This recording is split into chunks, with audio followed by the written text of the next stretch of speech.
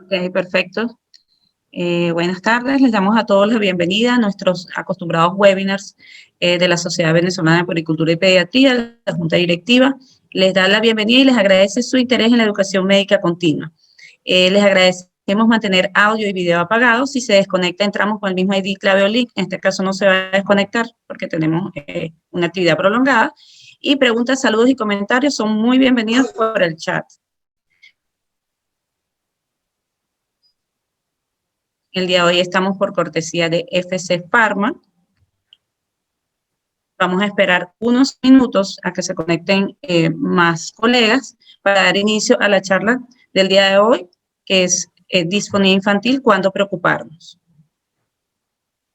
Les voy recordando pues a las personas que ya se estén incorporando, que tenemos el consenso, tenemos 3 consensos en la Sociedad Venezolana de Puericultura y Pediatría, uno de los cuales el último de octubre 2020, que es el consenso sobre manifestaciones sistémicas de la COVID-19, se encuentra disponible en nuestra página web de la Sociedad de Puericultura y Pediatría, y también en caso de que alguien lo requiere y no pueda acceder a él a través de la página, puede contactarnos para obtenerlo. Se encuentra bastante actualizado y tiene información muy importante.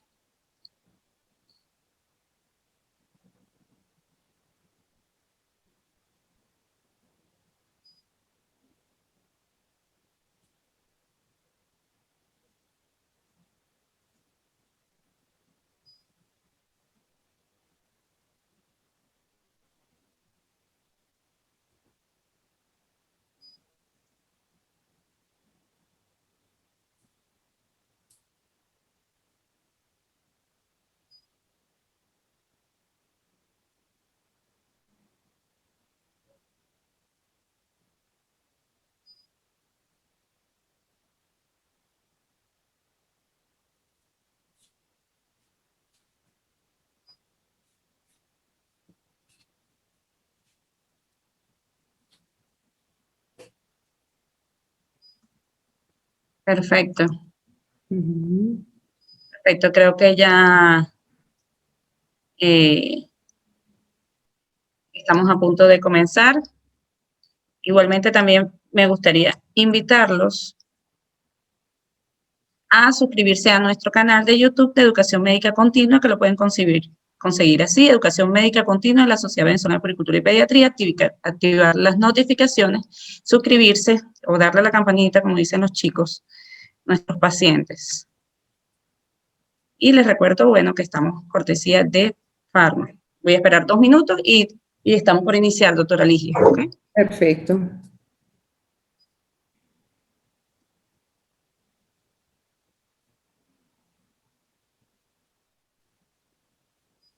Voy a apagar mi cámara, que no veo dónde...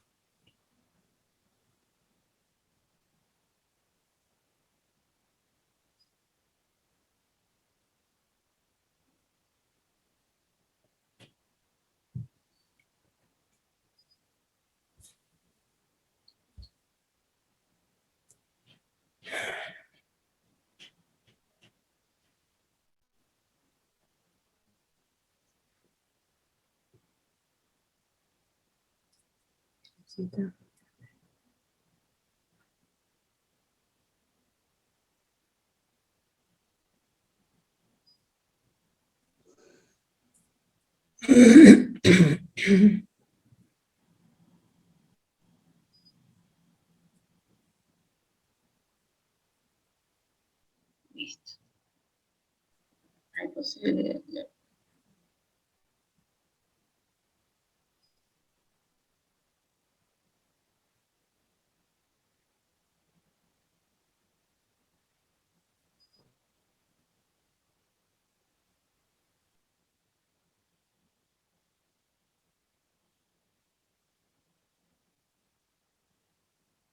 Ok. El día de hoy, pues vamos a, okay. El día de hoy vamos a, agradeciendo a la doctora Ligia Acosta por estar con nosotros en esta charla. Ella es médico cirujano egresado de la Universidad de Oriente, pediatra poricultor de la Universidad Central de Venezuela, otorrino del Hospital de Niños JM de Los Ríos, es expresidente de la Sociedad Venezolana de Otorrinolaringología 2018-2021 y actual jefa de servicio de ORL del Hospital de Niños y directora del mismo posgrado en Caracas, Venezuela. Le dejo para que pueda compartir, doctora. Muchas gracias. Ya vamos a compartir, me dice por acá. Bueno, no tengo la disponibilidad de la cámara. No sé si es la organización, sin embargo. Ok, puede iniciar. Perfecto, muchísimas gracias. Bueno, muy buenas tardes. Muchísimas gracias a la Sociedad Venezolana de Pediatría y Puericultura por su gentil invitación, muy especialmente a la doctora Tamara Salmen, su presidenta, a la doctora Yanira Rueda, secretaria del Comité de Información y Difusión, a la doctora Elka Marcano, pues secretaria de la Educación Médica Continua, quien coordina estos interesantes webinars, y por supuesto a Laboratorios FC Pharma por su contribución a lo que es y el apoyo a la educación médica continua. Para mí es un verdadero placer compartir con mis queridos colegas pediatras. Y bien, bueno, voy a compartir por aquí pantalla para que demos inicio. Fíjense que justamente este es un tema, el que vamos a tocar hoy, disfonía infantil, cuándo preocuparnos, que viene, digamos, muy propicio, porque justamente la próxima semana, el 16 de abril, se celebra el Día Mundial de la Voz. Es digamos, día establecido por la Organización Mundial de la Salud con el fin de hacer campaña para concienciar a las personas sobre los cuidados de la voz y de todas las medidas que se pueden tomar de manera sencilla, digamos, para prevenir todos estos trastornos de la voz que afectan la calidad de vida de los seres humanos, y nuestros niños precisamente no escapan a ello. Entonces, definitivamente, como siempre, a la vanguardia, la Sociedad Venezolana de Pediatría prácticamente inicia esta campaña en pro, pues, de los cuidados de la voz y más en nuestra población infantil. Y bueno, ya para iniciar, la disfonía, pues como todos las conocemos, también llamada ronquera, no es más que una alteración de la calidad de la voz, muy especialmente lo que se refiere a las características acústicas o cualidades de la voz que van a estar dadas por esa intensidad, tono, timbre y duración, que al estar alteradas dan lugar a una voz que se percibe como una voz un tanto de un tono bajo, agravada, áspera, entrecortada, que indudablemente a uno le suena, esa voz no es normal. Esa persona, y lo denomina, esa persona está ronca. Entonces, definitivamente es un trastorno que no debe pasar desapercibido, que debemos prestarle atención, porque la mayoría de las evidencias demuestran que en nuestros niños no es tan infrecuente. Se presenta con una incidencia de un 6 a 23%, digamos, con un predominio sobre todo en los escolarcitos de 6 a 12 años. Se ha visto con mayor frecuencia en el sexo masculino, en una relación 3 a 2 a 1, y afortunadamente la mayoría de ellos obedecen a mala técnica vocal, a lo que nosotros denominamos uso inadecuado de la voz, que son esas personas, niños o adultos, que utilizan la voz en una intensidad y un tono no adecuado, que no le corresponde. Y el abuso se refiere pues, a no tomar las medidas. Gritan mucho, en el caso de los niños muy llorones, en el caso de los niños que hablan con esa velocidad y no hacen pausa. Definitivamente un mal uso, ¿verdad?, de esta disponibilidad que nosotros tenemos para comunicarnos, que a la larga nos va a traer problemas.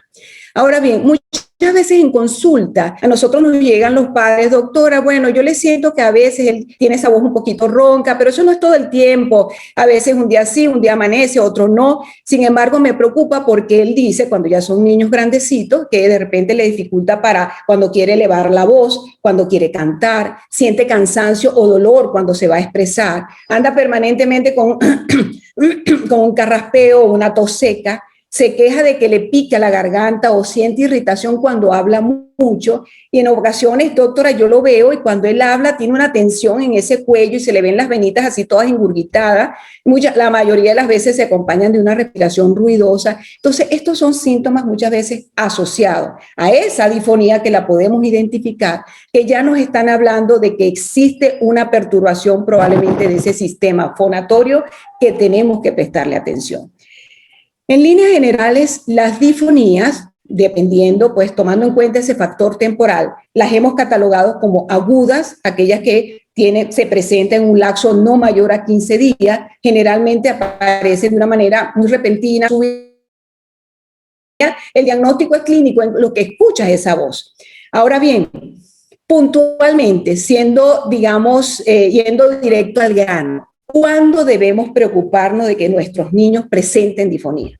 Toda disfonía que va más allá de 3 semanas, independientemente, mira, fue un cuadro agudo, le puse tratamiento, pero bueno, tiene 3 semanas y todavía sigue difónico. Eso hay que prestarle atención. Eso no es normal. Toda disfonía después de 3 semanas hay que estudiar. Disfonías, lógicamente, crónicas, de larga data, disfonías recurrentes, las disfonías que se presentan en temprana edad, los niñitos recién nacidos, los lactantes, que tan solo con el llanto nos están diciendo, ese llanto no es normal, algo está pasando y eso es, digamos, clave, hay que ponerle el ojo porque detrás de eso muy probablemente hay una malformación congénita que la vida del paciente puede estar en riesgo. Asimismo, las disfonías que se acompañan, vienen acompañadas de otros síntomas laringeos. ¿Cuáles son los síntomas laringeos cardinales? El estridor laringeo, la dificultad respiratoria y las alteraciones de deglución. Toda disfonía que viene asociada con esto, ojo, eso puede ser serio. Entonces nos vamos a preocupar en estas circunstancias y la idea es preocuparnos para ocuparnos, para tomar medidas, para tomar previsiones y empezar a ver qué vamos a hacer con nuestro pequeño paciente. Fíjense que indudablemente tenemos que ocuparnos, pero es importante que concienciemos por qué debemos hacer esto y para qué debemos hacer esto. ¿Ya? Gracias a la naturaleza que es muy sabia, Dios nos brindó este instrumento natural, que es el vehículo del habla, que nos permite pues manifestar nuestros pensamientos, emociones, facilita la comunicación, interrelacionarnos, socialización, definitivamente vital en el desarrollo personal, emocional y social del ser humano es la voz. Por consiguiente, si nosotros vemos esto, lógicamente una persona, niño o adulto, que tenga un trastorno vocal, sencillo como una disfonía o la gravedad que es la afonía, pérdida completamente de la emisión vocal, eso va a afectar su calidad de vida. Así sea algo inicial, leve, si no se le presta la atención, a la larga va a traerle problemas serios. Entonces, recordando un poquito esa fisiología del mecanismo de producción de la voz no es más que ese aire sonorizado, producto de la vibración de las cuerdas vocales, ¿verdad?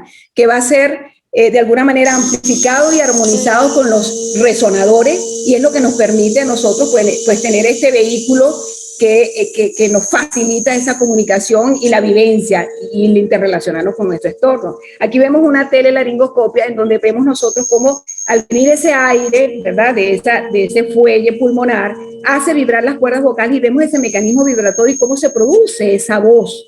Ahora, para que esa voz, digamos, la obtengamos de manera óptima, de manera natural, de manera perfecta para cumplir con esas funciones de comunicación e interrelación, hay todo un sistema detrás de ella que debe trabajar de una manera coordinada, integrada, para que tengamos esa emisión vocal, como lo es el sistema respiratorio, prácticamente es como el padre.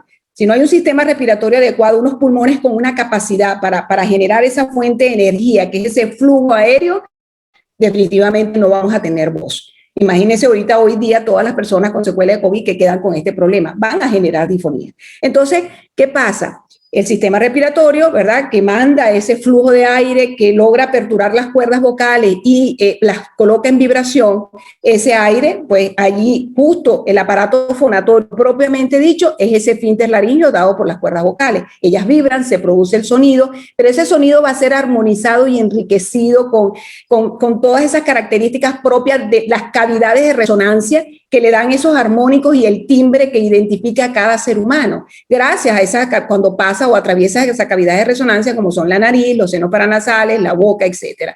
Pero allí no queda la voz. Si nosotros queremos tener una voz inteligible, digamos,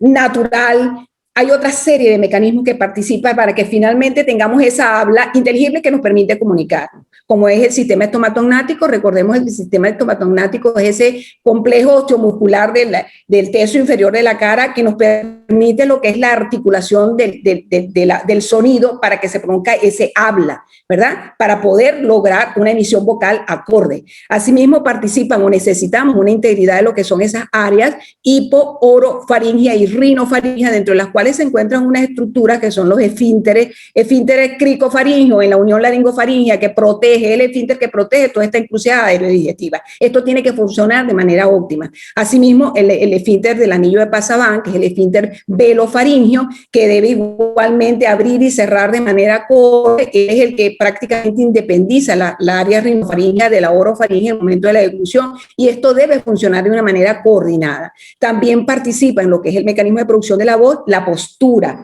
Las personas deben asumir una postura acorde, alineación cefalotorácica, para que se pueda emitir esa voz, digamos, ideal, natural. El sistema auditivo funciona como un feedback que regula la intensidad de la voz, por eso las personas sordas, lógicamente, tienen alteraciones en las intensidades de su voz, etc. Y indudablemente muy importante la influencia o la participación del sistema endocrino con el influjo hormonal, que va a permitir esos cambios de una voz infantil a la voz del adulto y el cambio anatómico estructural de la estructura de la línea. Y por supuesto, todos estos sistemas regulados y controlados neuralmente por el sistema nervioso central. Como vemos, es una serie de estructuras que en un momento dado pueden comprometerse cada una de ellas a su nivel y a la larga nos pueden llevar a alteraciones vocales tan sencillas como una difonía y una afonía, que tenemos que tenerlo presente. Ahora, particularmente, digamos, en la población pediátrica, el órgano emisor vocal por excelencia es nuestra laringe, que todos la conocemos con su área supraglótica, glótica, subglótica.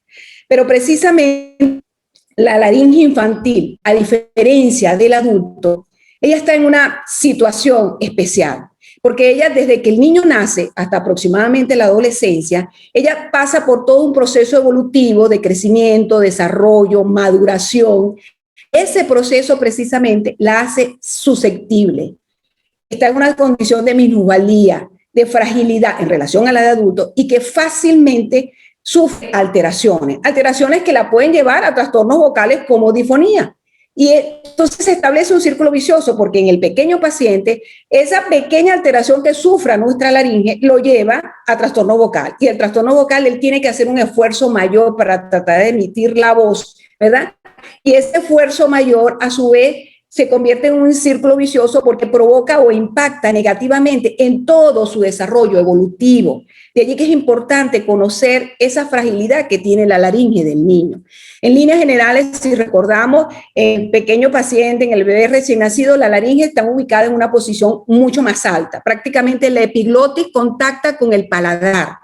Y eso es lo que precisamente le permite al niño respirar y comer al mismo tiempo, por esa disposición anatómica. Si nosotros queremos medir la posición que tiene la laringe del niño recién nacido en el cuello, ella está más o menos a nivel de la segunda y tercera vértebra cervical. Y allí se queda ubicada hasta el sexto mes de vida. A partir del sexto mes, esa laringe empieza a descender poco a poco. Por eso que los niños son unos respiradores nasales instintivos, no saben respirar por la boca, por esa posición laringea. Entonces, ellos deben, a partir del sexto mes, empieza a descender para finalmente a nivel de la adolescencia ubicarse entre la sexta y séptima vértebra cervical, que es la ubicación del adulto. Pero ¿qué pasa? La laringe infantil, desde sus tempranas edades, tiene una constitución más frágil, como dijimos, es más laxa, es flexible, es sensible ante cualquier mínima agresión. Su configuración tiene una forma específicamente de epiglotis, así como acartuchada, como en omega, que es lo típico, que es lo normal.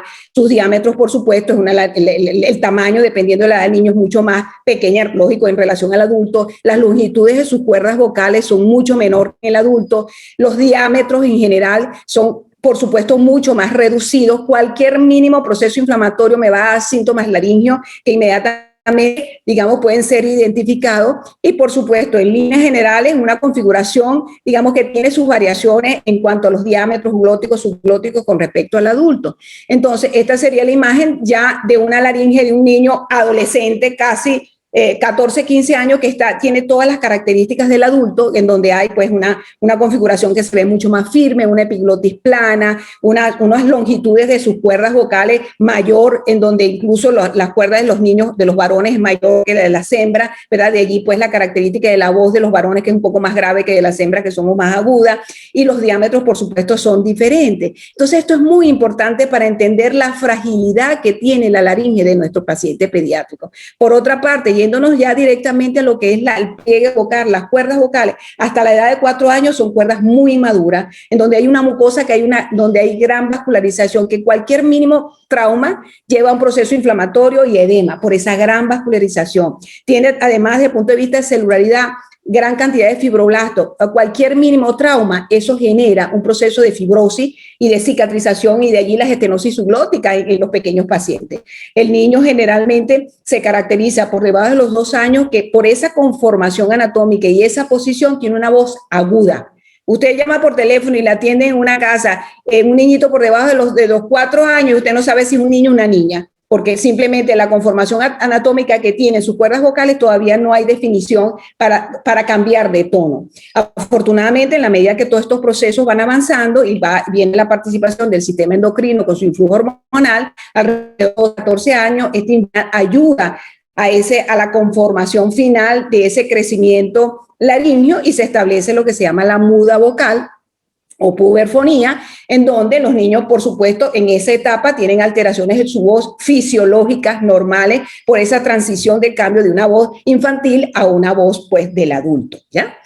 Ahora bien, esa estructura con esos cambios anatomofisiológicos, ¿verdad? Por etapas, en cualquier momento, ella puede sufrir, digamos, o puede estar expuesta a ciertos condicionantes llamados factores de riesgo, los cuales pueden generar lesiones que a la larga afecta calidad de vida. Entonces, ¿cuáles son los factores de riesgo que generan trastornos vocales en nuestro pequeño paciente? Estos factores de riesgo, por cierto, se pueden presentar de una manera aislada o bien combinado, que lo vemos frecuentemente en la práctica diaria. Y de alguna manera ellos funcionan como desencadenantes del proceso o bien como coadyuvantes o perpetuadores del cuadro, que hay que entonces definitivamente identificarlo. En primer lugar, factores genéticos. Hoy en día conocemos, hay muchos síndromes genéticos, enfermedades genéticas que cursan con trastornos vocales per se. Por ejemplo, los niños con síndrome de Down. Los niños con síndrome de Down, precisamente por su constitución anatómica, por su patología de base, por su hipotonicidad, por esa forma como de flacidez de sus estructuras, ellos no logran tensar bien sus cuerdas vocales, y por eso el niño síndrome de Down generalmente es difónico, tiene esa voz agravada, ronca. Hay un síndrome clásico típico que es el síndrome de maullido de gato, ¿verdad? El Cray-Duchat, que eso es una alteración cromosómica en donde el niño nace con hipoplasia, una laringe pequeñita, y cuando fona sale, parece que tuviera un gato por ahí llorando. Entonces, los factores genéticos es importante que lo tomemos en cuenta y que lo investiguemos. Desde el punto de vista, hoy en día se habla de factor de riesgo, el aspecto cultural, de dónde procede la persona. Hay países o regiones que tienen unos hábitos vocales particulares. Por ejemplo, en nuestro país, la gente de Oriente, pues le gusta hablar en un tono de voz muy alto, hablar muy rápido, y esa precisamente no son las condiciones óptimas de técnica vocal, que a la larga en personas susceptibles pueden llevarle a estos trastornos vocales. Como hablamos, el desarrollo laringio per se propiamente lo coloca a esa laringe infantil en una situación de minusvalía. Mientras más pequeño, más posibilidades de que pueda estar susceptible a sufrir agresiones. Factores relacionados con el ambiente. Niños que se desenvuelven en ambientes muy ruidosos, en donde indudablemente a veces tienen que hacer competencias para hacerse sentir, para escuchar, alzan el tono de la voz, y esto los va a afectar. En donde proceden de familias donde todo el mundo grita o los padres son gritones, y también ellos siguiendo ese modelo vocal, entonces se acostumbran a hablar con esa mala técnica vocal. Indudablemente, la mayoría de las literaturas coincide que hay un factor psicológico que está asociado a ese mal funcionamiento vocal. En el caso de, bueno, que se ve en nuestros niños, incluso niños con cierta personalidad, muy temperamentales, a veces agresivos, impulsivos, muy emotivos, y entonces que responden siempre dando gritos, ya, y se emocionan tanto que con la voz no hayan que hacer con ella. E incluso hay niños que son muy normales, líderes que no paran de hablar. Eso también, de alguna manera, tenemos que buscar la forma de regularlo, porque a la larga le puede llevar problemas de audición. En el caso de nuestros niñitos que hay que investigar, hay niños con condiciones especiales que les gusta el canto, que están, digamos, ubicados en coros, corales, etcétera, saber si presentan disfonía, si verdaderamente esos niños están utilizando su registro vocal adecuado, que no vaya a ser que lo estén dando mayores exigencias y eso le puede llevar a trastornos vocales. Y lo más importante como factores de riesgo son las comorbilidades que tenemos que investigar. Comorbilidades que toda la literatura las describe, la gran asociación que existe con estos problemas de trastornos vocales, tanto en niños como adultos. La primera, nuestra enfermedad, nuestros vecinos, el reflujo gastroesofágico o laringofaringio, sabemos la repercusión inflamatoria que tiene sobre nuestras cuerdas vocales. Niños alérgicos, los problemas de obstructivos de la vía respiratoria, bueno, ¿qué que ver que tenga las amígdalas grandes y las adenoides grandes y está difónico? No, esa perturbación de ese funcionamiento adecuado de esa vía respiratoria lleva a una incoordinación fonorrespiratoria que a la larga va a llevarle a una disfonía al niño. Y probablemente su problema está de la disfonía en esta hipertrofia genotonsilaria. Entonces, tenemos que ser acuciosos con eso. Nuestra vía respiratoria debería estar indemne. Todo lo que es proceso obstructivo, infeccioso, inflamatorio, el antecedente que ha tenido trauma, bueno, tuvo una intubación, probablemente ahí hubo problema. Los niños hipoacúsicos, ya dijimos la relación importante de la necesidad de ese feedback, de escucharse para modular la intensidad de la voz. Niños con alteraciones cognitivas, los niños con problemas de neurodesarrollo, a veces gritan, no puedes controlarlos y lamentablemente pueden caer en estos trastornos vocales, igualmente con niños muy depresivos, llorones, etcétera. Entonces, como observamos, hay una serie de factores que es importante tenerlos presentes e investigarlos, que pueden funcionar de manera aislada o bien conjunta y lógicamente acentúan mucho más el proceso. Ahora bien, en general, clásicamente las disfonías siempre las hemos como para organizarnos didácticamente clasificados de acuerdo a su aparición como congénitas o adquiridas, congénitas en el momento del nacimiento, adquirida posterior a ella, y desde el punto de vista etiopatogénico, o sea, tomando en cuenta como el mecanismo a través del cual se logra esa lesión a nivel de las cuerdas vocales, las ha clasificado o las hemos clasificado o utilizamos esta clasificación como disfonías de tipo funcionales, órganos funcionales y orgánicas. Esas son las que generalmente la mayoría, al menos de las escuelas otorrinolaringológicas, utilizan porque nos permiten organizar bien el tipo de disfonía, además que nos da pauta terapéutica y pronóstico. Fíjense que esta clasificación, esta fue elaborada por unos otorrinos brasileros, el doctor Ponte y Belao, en donde, y desde el 2000 se está utilizando, en donde las catalogamos, como dije, en disfonías funcionales, aquellas que obedecen a mala técnica vocal, definitivamente, mal uso o uso incorrecto y abuso vocal, también por inadaptaciones vocales. ¿Qué es eso? Pequeñas alteraciones estructurales a nivel de los pliegues vocales que muchas veces no son percibidas con un estudio endoscópico convencional, con una laringoscopia, con una nasolaringoscopia. Entonces tú ves un niño difónico y no le ves nada. Entonces allí están ubicadas estas inadaptaciones vocales. También dentro de las disfonías funcionales están las alteraciones psicógenas. Por fortuna en nuestros niños no son frecuentes que una alteración tan grave y vayan a perder la voz como sucede en los adultos. Pero entonces es importante tener, digamos, bien organizaditos el punto de partida y por qué las llamamos disfonías funcionales, ¿ok? Las disfonías órganofuncionales son aquellas en las cuales hay una base funcional, es decir, generalmente hay uno de estos problemas, pero que se ha perpetuado en el tiempo y lleva a lesión secundaria de ese pliegue vocal, como es la aparición de nódulos, pólipos, edemas de Renke, úlceras, en granuloma. Aquí, importantísimo, los nódulos vocales, que es la disfonía órganofuncional más frecuente en la población pediátrica. Por otra parte, las disfonías orgánicas, ya hay una lesión propiamente dicha a nivel de ese pliegue vocal, ¿verdad? O de esa estructura laríngea que afecta lo que es la emisión vocal, que generalmente ahí se ubican las malformaciones congénitas, los problemas traumáticos, por ejemplo, una intubación, los problemas infecciosos e inflamatorios, los problemas tumorales, recordar en el niño, tumor benigno más frecuente, papilomatosis laríngea, allí está ubicada una disfonía orgánica, y también la que obedecen a otros sistemas, por ejemplo, bueno, por un trastorno neurológico que hay una parálisis del vago, o bien lo más frecuente que vemos en la práctica diaria, el reflujo gastroesofágico. Y como dije en un principio, esta clasificación es bastante práctica porque ya nos orienta a pauta. La disfonía en nuestro paciente pediátrico, la mayoría del gold estándar se resuelve con fonoterapia. ¿Por qué fonoterapia? Bueno, primero porque estamos tomando en cuenta que esa laringe es frágil, es delicada. Su manipulación tiene que ser con mucha precisión y con mucho cuidado. Y solo en casos necesarios vamos, por ejemplo, a una cirugía, porque lo amerite, porque es una malformación, porque etcétera. Pero la mayoría se resuelve con fonoterapia. Entonces, las funcionales, buen pronóstico, con fonoterapia simplemente bien organizada, bien cuadrada. Igual las organofuncionales, fonoterapia, en algunos casos pudiéramos utilizar tratamiento farmacológico, por ejemplo el pólipo, porque de ese trauma hay una inflamación, a lo mejor con un poquito de tratamiento esteroideo antiinflamatorio puede ayudar a mejorar el cuadro. También tiene muy buen pronóstico. Las disfonías orgánicas, por supuesto, va a depender de la base. Indudablemente se debe indicar fonoterapia, ¿verdad? Ya sea pre, ante, quirúrgico o prequirúrgico, indudablemente también el tratamiento farmacológico, y el pronóstico, por supuesto, va a depender del problema específico de base. Ahora bien, de manera práctica, lo que nosotros observamos, al menos en nuestro servicio, en la consulta, disfonía funcional, ya sabemos que generalmente por mala técnica vocal, el paciente está difónico, investigamos, sabemos cuál es su comportamiento y vemos la laringe con una endoscopia, una laringe completamente normal. Totalmente normal, unas cuerdas vocales que se ven bonitas, limpiecitas, etc.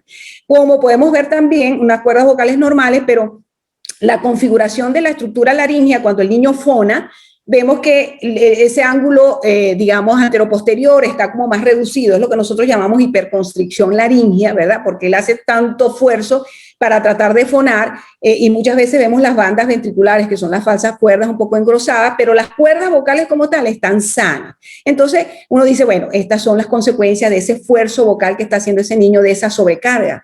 Entonces está ubicada entre los cuadros de disfonía funcional. También tenemos como lesiones, que los que les comentaba, alteraciones estructurales mínimas que no pueden ser visibles con un estudio endoscópico, como son los quistes submucosos, que estos generalmente se considera que son congénitos, o los sulcus, que son como unas lineecitas, unas cicatrices que tienen las cuerdas vocales, que es el típico niño que usted le determinó una disfonía funcional, le puso tratamiento, le trató los factores de riesgo, todo va muy bien, una excelente fonoterapeuta, y el niño termina y sigue estando ronco, probablemente tiene este problema de base. Tenemos que hacer estudios un poco más profundos, que afortunadamente disponemos, que es la estroboscopia, que es la que nos permite definir exactamente ese tipo de lesiones tan microscópicas, ¿correcto?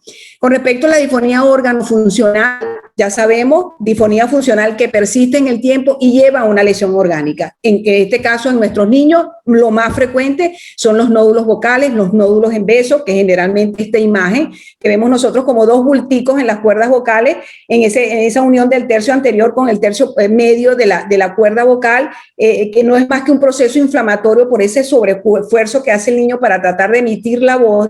Y entonces, en la medida que el nódulo está establecido, es peor, porque él hace mayor esfuerzo, porque el nódulo no deja cerrar completamente la cuerda vocal, quedando esa brecha que podemos observar acá, que es como un hiato, es lo que se llama el hiato laringeo en reloj de arena. Estos serían los nódulos, y entonces se vuelve un círculo vicioso. Y si nosotros a esto no le prestamos atención, ese niño llega adolescente, ¿verdad? Con una imagen a nivel difónico, con una imagen, con unas lesiones que son unos nódulos que llamamos nosotros nódulos maduros, nódulos fibróticos. Y si no se le presta atención, él va a llegar adulto con esto. Y en el adulto, de eso a un cáncer, hay un espacio muy estrecho. Entonces, fíjense ustedes la importancia que tiene también, digamos, enfocarnos en este tipo de problemas, a pesar de que el niño lo vemos aparentemente bien. Indudablemente, lesiones de tipo órgano-funcionales o disfonía órgano-funcionales, consecuencias, a veces el trauma no forma nódulo, pero forma pólipo.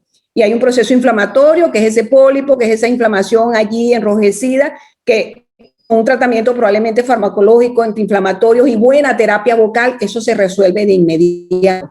Como son también los granulomas, afortunadamente se ven poco frecuentes en nuestros niños por efectos de disfonías órgano-funcionales. Dentro de las disfonías orgánicas, citar, probablemente tenemos que tener los cuadros de laringitis, ¿verdad? Aguda en el contexto de un proceso inflamatorio infeccioso de la vía aérea superior. El niño que tiene un cuadro viral y está difónico, le hacemos una endoscopia y vamos a ver esto, una laringe muy congestiva, unas cuerdas rojas, toda el área supraglótica, digamos, de alguna manera eritematosa. Bueno, eso concuerda con un cuadro de una laringitis probablemente aguda y va a tener un buen pronóstico.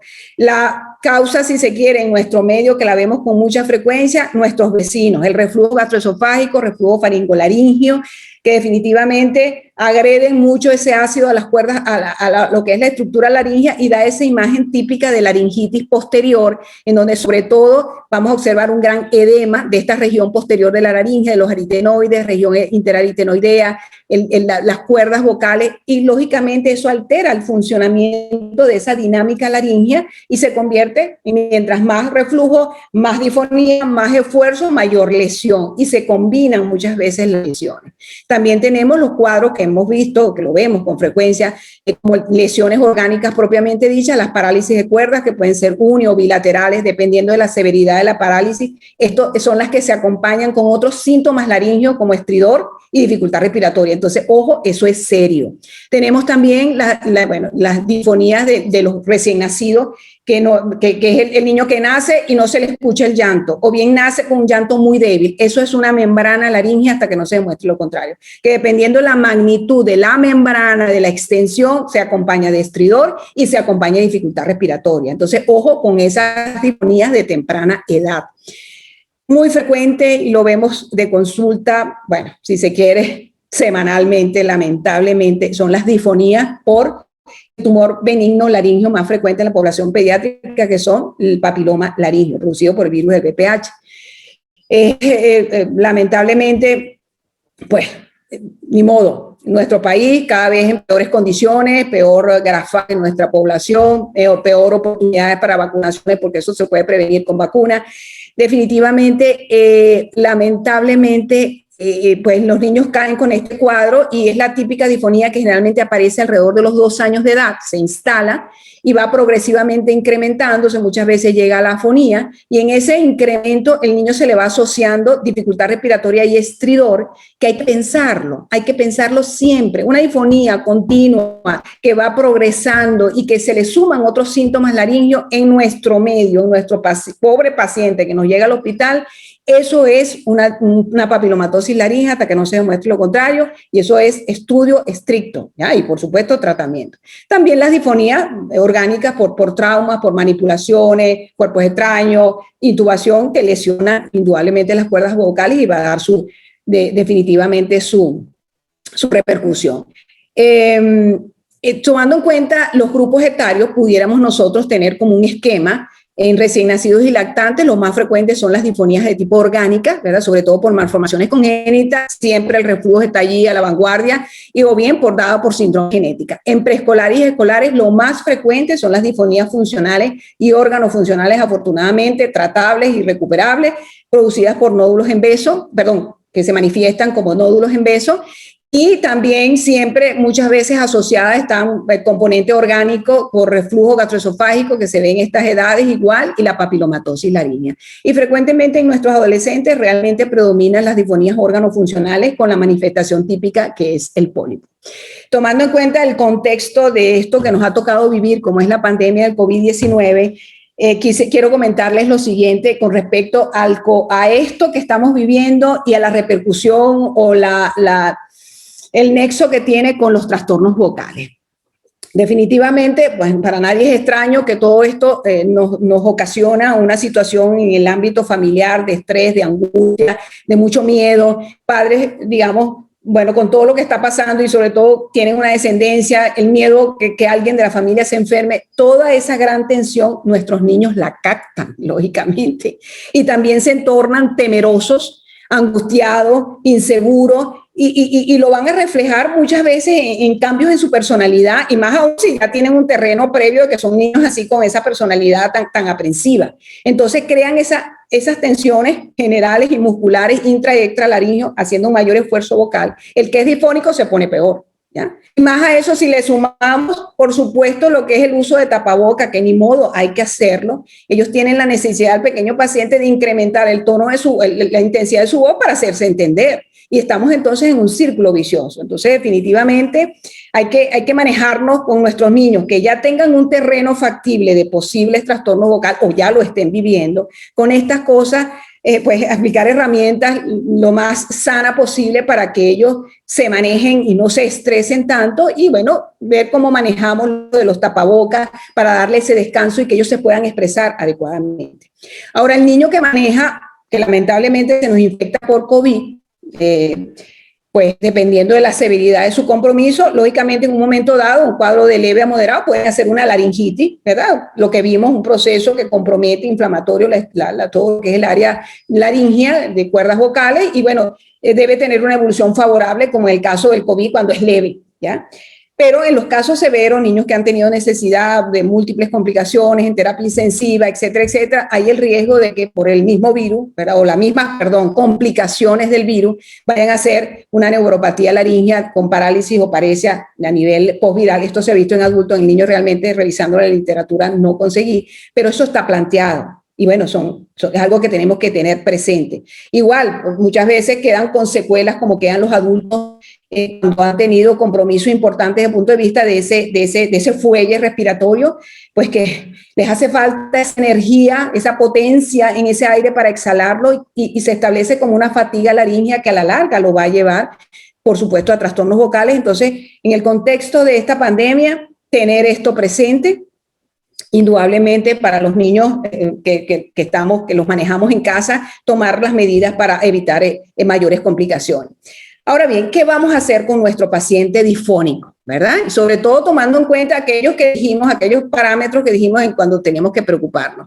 Muchas veces, como dijimos, el diagnóstico es clínico, oímos una voz extraña, rara, ese paciente tiene una alteración de la calidad de la voz. Pero como todo en medicina, a través de una historia clínica bien acuciosa, bien detallada, aplicando bien la semiología, nosotros podemos orientar y muchas veces hasta catalogar esa disfonía. Bueno, esto parece un órgano funcional, una funcional o una orgánica. Si nosotros detallamos cuándo apareció, qué tiempo tiene, digamos qué carácter, es matutina, es vespertina, etcétera, qué síntomas asociados presenta.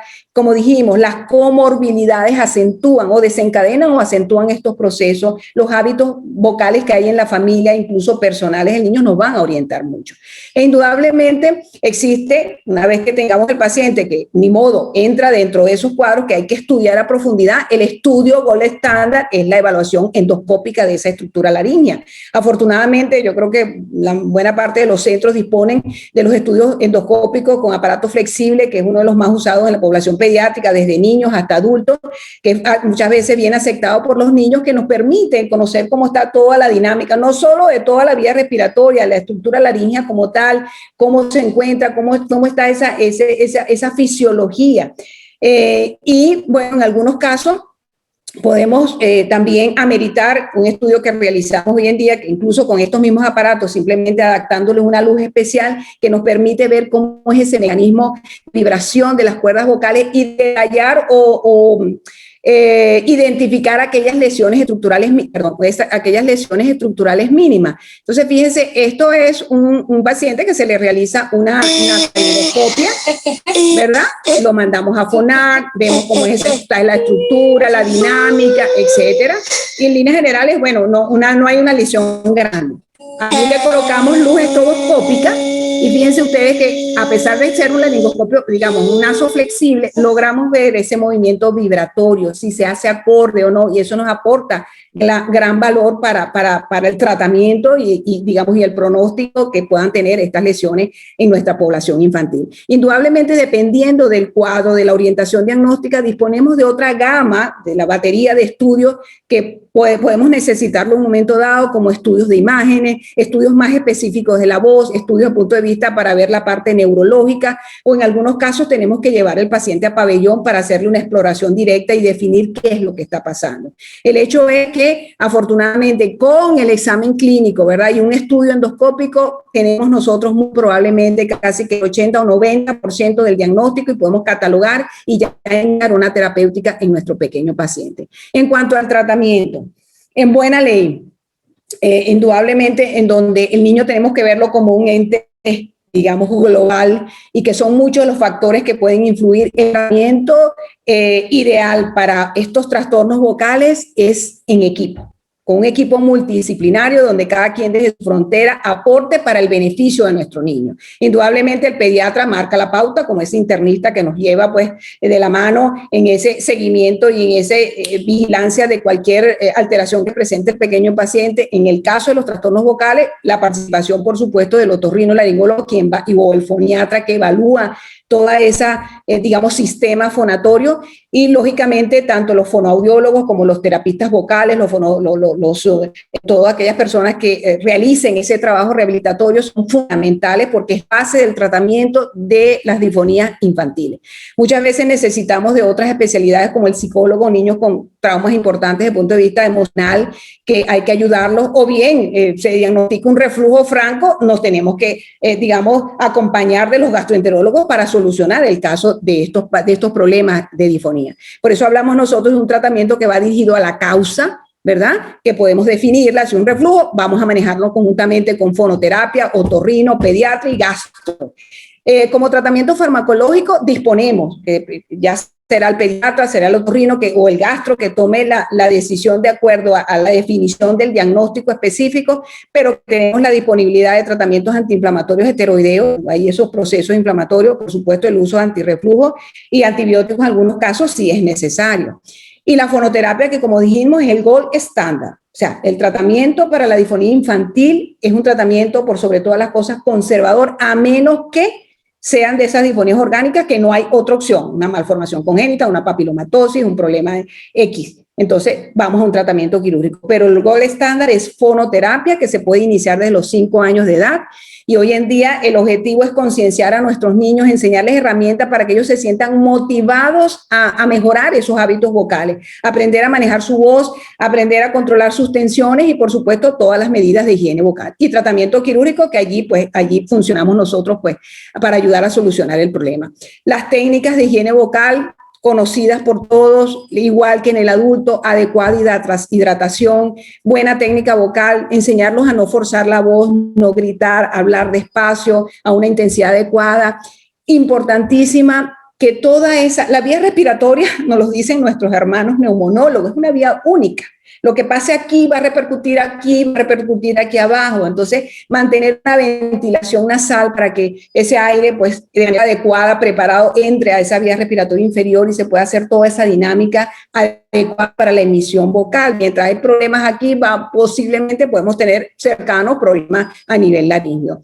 La postura, que a veces no le damos importancia a ello, los niñitos respiradores vocales son así. Son todos, digamos, con una malposición, buscando las maneras ya, o por no utilización de su musculatura de manera adecuada, y eso no beneficia. Hay que enseñarlos a mantener una postura bien erguida, alineada, que eso favorece la emisión vocal. Por supuesto, todos aquellos factores irritantes de la vía respiratoria que ya conocemos, hay que eliminar esto per se porque nos va a seguir haciendo daños directos a nivel de la estructura laríngea, investigar siempre y tratar todas las comorbilidades respiratorias, psicológicas, reflujo, etcétera, y estar pendientes. No son, digamos, los niños cantantes que a veces los papás no saben qué hacer.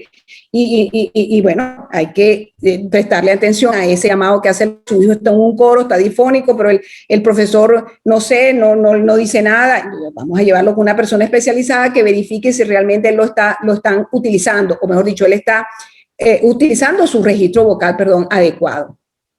Quiero mostrarles ya para finalizar, nosotros hicimos una revisión en nuestro servicio de 887 nasolaringoscopia, ¿verdad? Y simplemente de una manera muy general catalogamos a todos los que le hicimos naso como con patologías congénitas, se vio un 21%, las adquiridas en 32%, y los que tuvieron nasos normales fueron, bueno, afortunadamente el mayor porcentaje, 47%. Pero de todos estos que tuvieron de alguna forma patología, el motivo de consulta en segundo lugar lo ocupó la disfonía. Fíjense lo importante esto como motivo de consulta y de acudir a un hospital, ¿verdad? Como trastorno vocal. Y de esas patologías congénitas, en general las causantes de disfonía, se destacó la membrana laríngea, las parálisis de cuerdas vocales congénitas, hendiduras laríngeas y quistes laringeos. Y dentro de la patología laríngea adquirida como responsable de la disfonía, a diferencia de lo que establece la literatura en la mayoría de las revisiones actuales, en nuestro medio la causa más frecuente es la papilomatosis laríngea. Ni modo. el país en que vivimos, las condiciones socioeconómicas, etcétera. Entonces, lo que nos llega a nuestro hospital son nuestros niñitos en estados avanzados de la disfonía, con síntomas asociados a dificultad respiratoria, estridor, y lógicamente, porque los papás se preocupan, es cuando ya tienen el estridor y la dificultad respiratoria.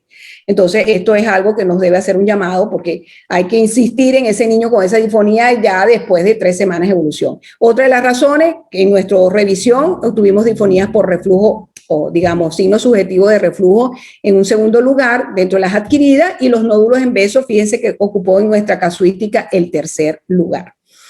Y bueno, ya para finalizar, pues como mensaje y como conclusiones, definitivamente tomar en cuenta que este es un trastorno vocal que no es infrecuente en la población pediátrica, que a pesar de que el niño no se ve en malas condiciones, si no le hacemos un diagnóstico precoz para tratarlo, ¿verdad? Porque va a tener un buen pronóstico en la medida que corrijamos cuáles son los problemas que existen, esto va a perpetuarse en el tiempo y se convierte en un círculo vicioso. Y si no le presta atención, el mayor riesgo es que llegue adulto con disfonía, le parece normal, toda la vida fue así, y ese adulto tiene un alto riesgo por esa lesión de años en esas cuerdas vocales de generar un cáncer. Lamentablemente esa es la realidad. Entonces, es nuestra responsabilidad detectar este problema, estos trastornos vocales en nuestra población pediátrica, que ya sabemos que son más frecuentes en la etapa escolar. En nuestros niños vamos a ver disfonías de los 3 tipos que conocemos. La disfonía funcional por simple mala técnica vocal, ya con los órganos funcionales con los nódulos establecidos, y de las orgánicas las más frecuentes que nosotros al menos en nuestro servicio observamos son la papilomatosis laríngea y las producidas por reflujo gastroesofágico, y un pequeño porcentaje en las malformaciones congénitas.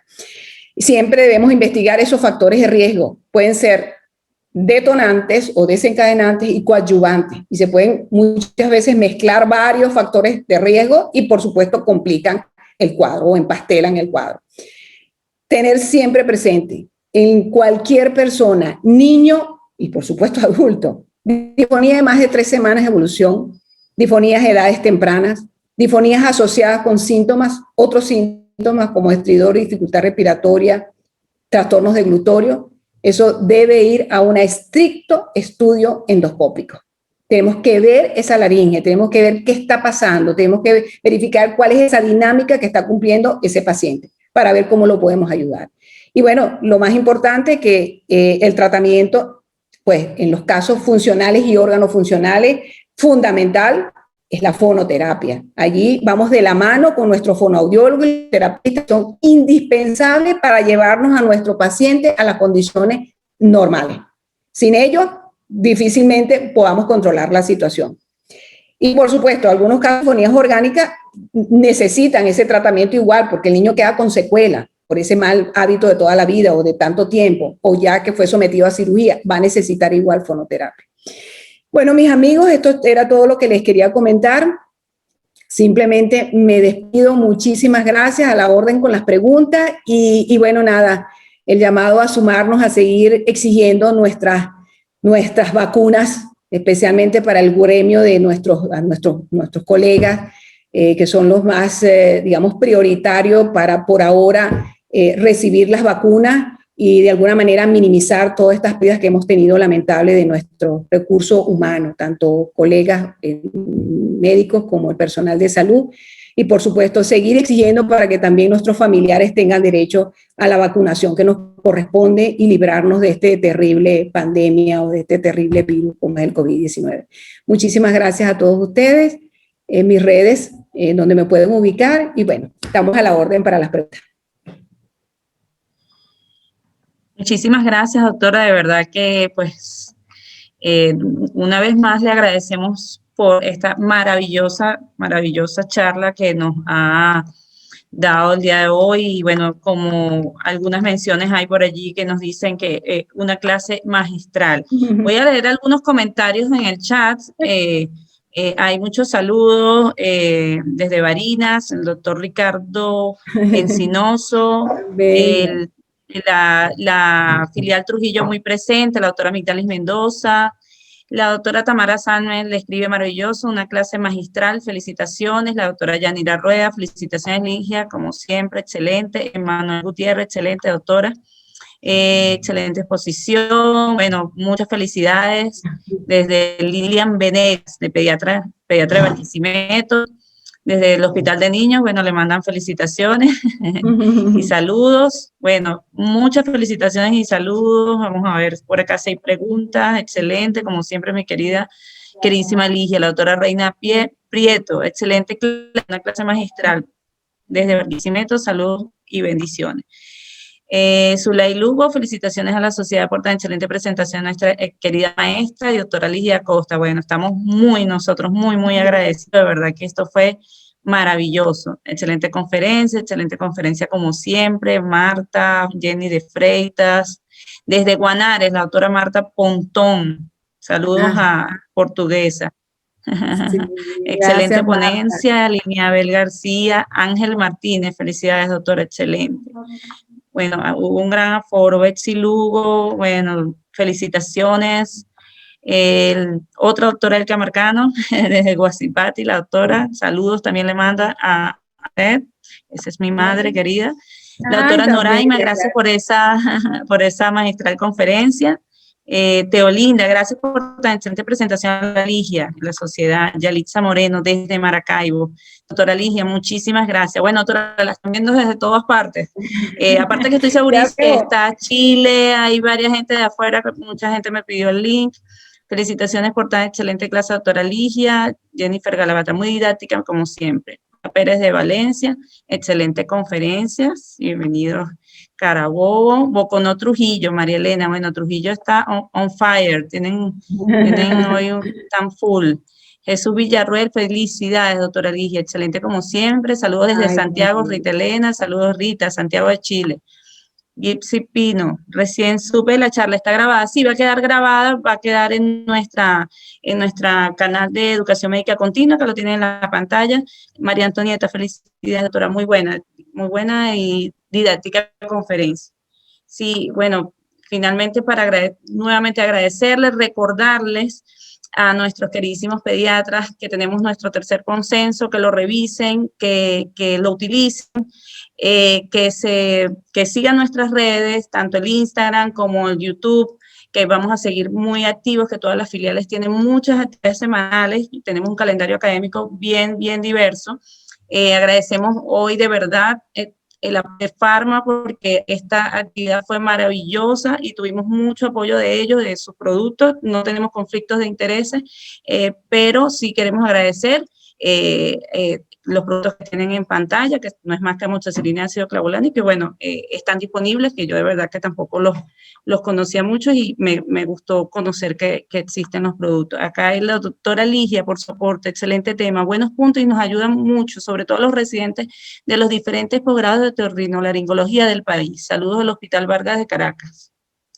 Felicidades, excelente como siempre. Creo que este es también un punto de encuentro donde, bueno, dentro de todo lo que estamos viviendo, como usted lo dijo, doctora, podemos compartir, podemos aprender un poco de todo. Soy cardiólogo pediatra y aquí estoy viendo Difoní, me encantó, me pareció maravillosa. Aquí también está mi esposo que es hemodinamista y la escuchó, está impactado con la charla, y de verdad que es una forma también de compartir, de relajarnos un poquito, de olvidarnos por unos microsegundos.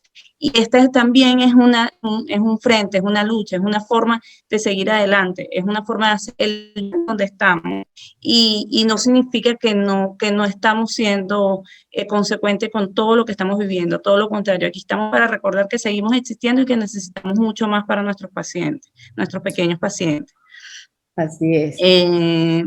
De Laboratorio Pharma, bueno, siempre estará a la mano de la educación médica continua, gracias a los especialistas, gracias por la confianza.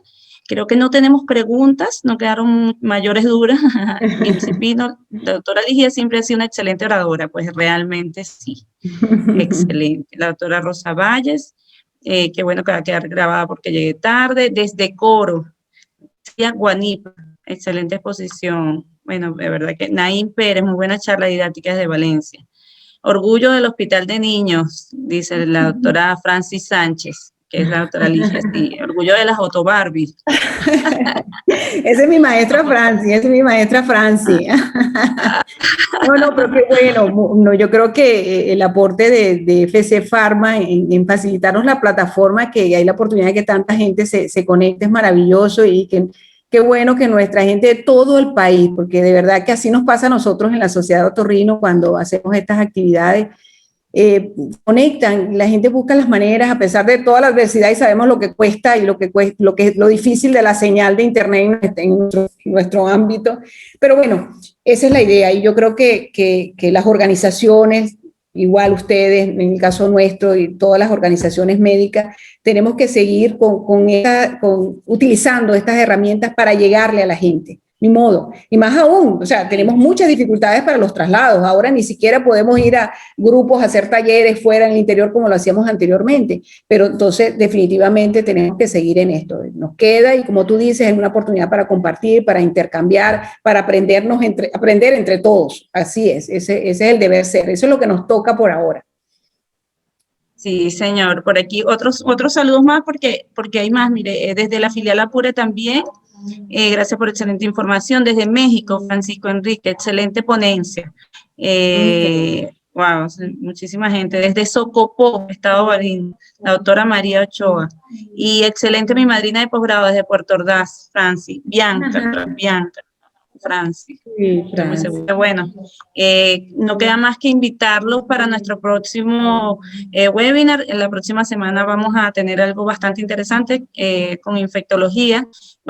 Generalmente es uno cada 15 días, pero tomando en cuenta pues las circunstancias en que estamos, vamos a habilitar un día más, y probablemente estemos haciendo unas actividades más continuas referidas a lo que viene el COVID y la revisión de nuestros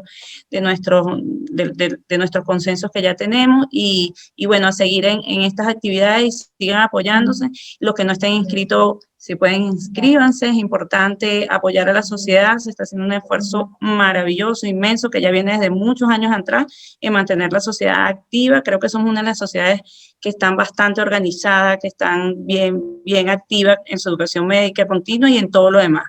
Entonces, bueno, doctora, muchísimas gracias por estar con nosotros, y gracias a todos. ¿Cómo enterarse de las actividades de la sociedad? A través de Instagram, ¿ok? El Instagram es Sociedad Venezolana Pediatría, ¿ok? O puedes colocar en la búsqueda Sociedad Venezolana de Pediatría y te aparecen incluso todas las filiales. Hacemos un calendario académico, ¿sí? En el calendario académico, de todas las semanas están todas las actividades, igualmente nos puedes contactar. Tenemos nuestro canal de YouTube que lo puedes ver en la pantalla, y también tenemos redes a través de Twitter. Siempre se está colocando lunes o más tardar martes, si no hay actividad el lunes, se colocan los calendarios académicos con todas las actividades de la semana. De las diferentes filiales, porque no solamente esta es la actividad de la Junta Directiva Central, pero cada filial tiene su actividad, tiene actividades todas las semanas, y de verdad que son maravillosas. A través de WhatsApp, hay Zoom, hay Instagram Live, o sea, son actividades para que cada quien utilice las herramientas que tenga a la mano y pueda seguir activo en la formación diaria y en su conocimiento. Entonces, búsquenos por todas las redes, que estamos en todas partes. Bueno, muchísimas gracias. Y gracias a toda esa audiencia que se pudo conectar hoy. De verdad que es un placer, y cuando gusten nos podemos reunir nuevamente en cualquier otra oportunidad. Muchísimas gracias y que pasen muy buenas tardes. Sí, la esperamos con los consensos. La esperamos con los consensos. No, claro, estamos pendientes. Bueno, y a cuidarse todos, a seguirnos cuidando, definitivamente. Chao. A seguirnos cuidando. Sí, así es, un abrazo. Chao a todos, gracias. Saludos.